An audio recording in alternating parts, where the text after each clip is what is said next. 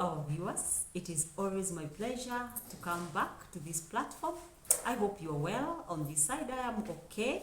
And I want to welcome all of you, always reminding you to subscribe to our channel, Esther Zak on YouTube. You can also view us on Facebook, Esther Zak Facebook page, and remember to follow. I am reminding you that this is your home. I told you this is your place. This is a safe space. This is where you can bring in your comments, your views, and they will always be most welcome. Keep interacting with us, keep following, and keep having this good information that will always be helpful in your life. I said, this life is ours. We must live it to the fullest, and we must exploit our potential. Now, from where we stopped, we were talking about advanced childhood experiences, and we shall continue with that because I've found quite a number of people who are actually interested in this topic. I know it's a big one in this area. I know it is a big one as far as his life is concerned, because as we say, we are always products of where we come from. So the life you're living or the life that you are exposing your child to definitely influences the persons that they will become in the future.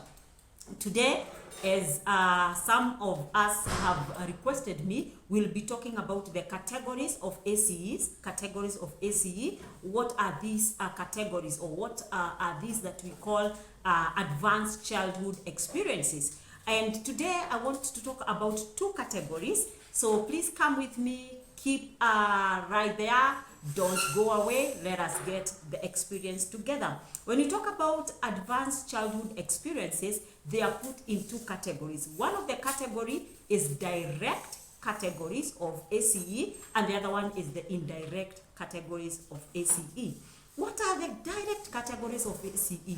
The direct categories of ACE are the categories, or these are the experiences that impact the child directly.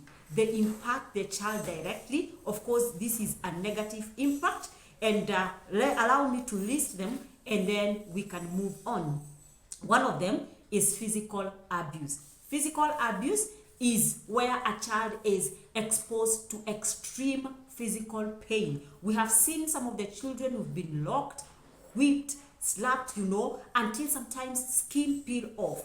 You may mean, or somebody may have meant to correct behavior, but that is not a way of correcting behavior, but rather an abuse. So physical abuse, the other one is sexual abuse. Sexual abuse where, and we know, and currently this has become a very key area because it is happening to so many children. Sometimes it goes unresolved. Nobody talks about it. I know that there are people who are going behind doors to try and negotiate. And most of the time you realize that sexual abuse happens from people who are not very far away from the child. Sometimes it is the close relatives, sometimes it is the close friends, it is the neighbors, it is people who are well known to the child. Sometimes, yes, it happens with people who are far away and strangers to the children, but it happens mostly. And because these are people that probably the child will continue interacting with, continue seeing, and probably this thing is not resolved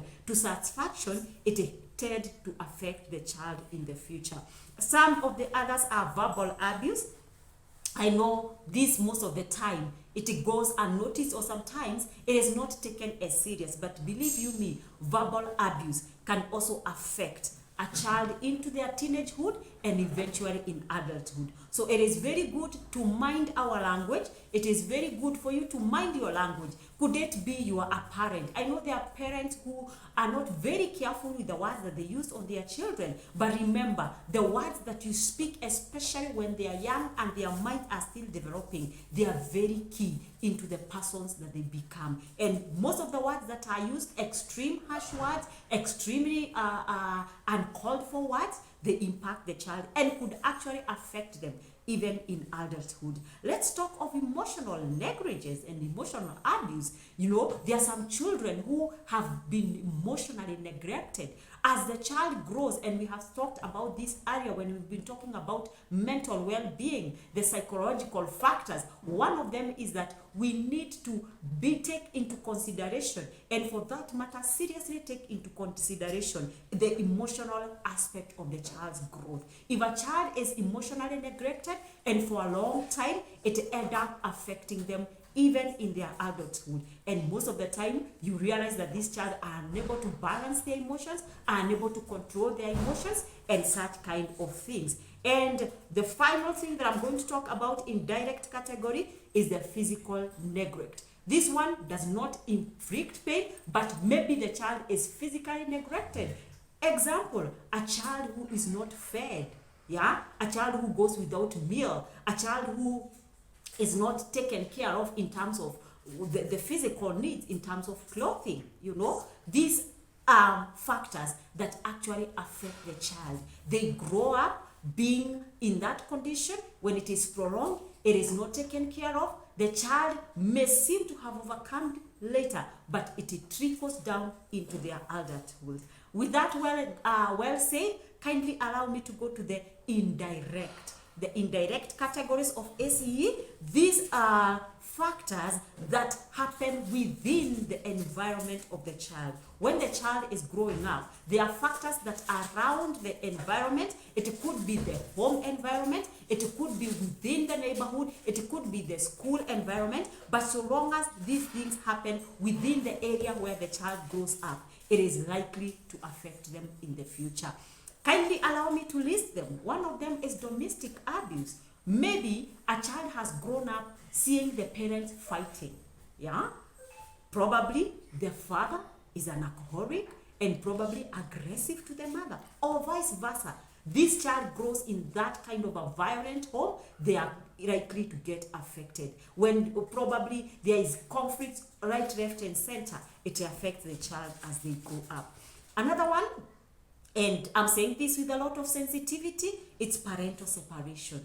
I know it looks like nowadays it is something that is unavoidable. It is so much into our society. But believe you me, if this is something that happens to you, you know, be very keen and be very intentional on working with the child. Probably you have separated with your spouse, be very intentional, or the two partners in the co-parenting situations, be very intentional in working with this child. However, if that one does not happen, one of you probably chooses, or both of you chooses not to really consider the child, it is likely to happen or to affect them as they grow up. I've seen this. I've talked to so many children in desperate situations where a child is left, you know, and forced to choose between the parents. I mean, the child is put in such an awkward position between mom and dad. Who is important? Definitely both of them. But when the child is put in such an awkward position of having to choose, it trickles to them in the future, because they have to consider, or they are put in situations where they have to evaluate, they are in positions where they have to really make a decision that is beyond their age, beyond their ability, and definitely it affects them later in life. So be intentional out there. If you're living in this kind of a family or a marriage, be intentional and look out for help for yourself and for your child or for your children. The other one is parental imprisonment. You know, you can imagine a child living knowing that I cannot be able to access my parent because my parent is imprisoned. Yeah, this child definitely needs strong hands coming to their aid so that they can be able to live a stable life, because parental imprisonment is a factor that could actually affect them. Bereavement. You know, we don't choose when to lose our relatives, but once or twice or many times in life, it happens. When this case happens, I am one particular person who will always look out for a child who has been bereaved. I've realized I got affected when I was growing up because I lost my father at a tender age of 12 years. And with that, I think it has always been in my mind that if a family loses a relative, Most of the time children are left out. We go out there to console the adults, we go and speak to the others, and we leave the children alone to figure out how life is going to be. Sometimes they see us distressed and they don't know how to handle. Sometimes they live with fear that I lost my dad. Could I also, probably I'll also lose my mom. So it is something that we need to be intentional about and work with the child as they grow up. Another one is extreme poverty. Extreme poverty is also another indirect factor or indirect category of ACE. Nowadays, there is a slogan that is going around. I've heard people saying, "I would rather,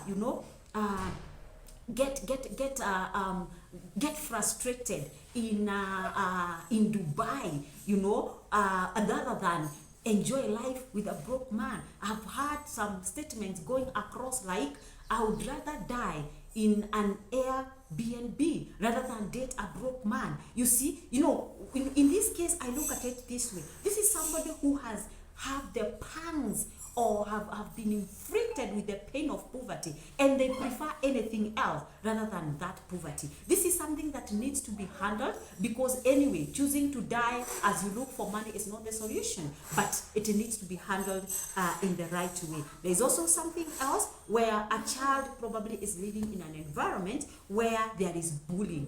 It could even not have happened direct to them, but in their environment, in their home environment, in the household, they have seen cases of bullying. When it is too much and it is prolonged and it is never resolved, the child tends to have, it tends to have impact or effect even in the future, through to adolescence and even to adulthood. So what do I want to say? That we need to be keen, because ACE is real. We have seen, and some of us have felt the repercussion of the same, and therefore we need to be keen. We need to be intentional when working with the children. If you have gone through those categories that I've talked about, and it is your high time to look out for help, don't assume that that is the way life should be, because maybe whatever challenges you're going through, it is out of what you experienced as a child. And like I said in the last video, remember that when sufficient support is given to this particular child and even the adults around him, this child has got a chance to live a stable adulthood life. So my friends, it is always my prayer that we shall be able to live our lives to the fullest, and therefore get information, get knowledge, make informed decision. I want to tell you thank you very much. Thank you for watching. Thank you for following. Thank you for your comments. Thank you for your interaction. And always remember to subscribe. There is always something good. There is always something informative to our YouTube channel, Esther Zak. If you visit us on our Facebook page, it is still Esther Zak, coming through for you and to you with information that is helpful. Until next time, see you.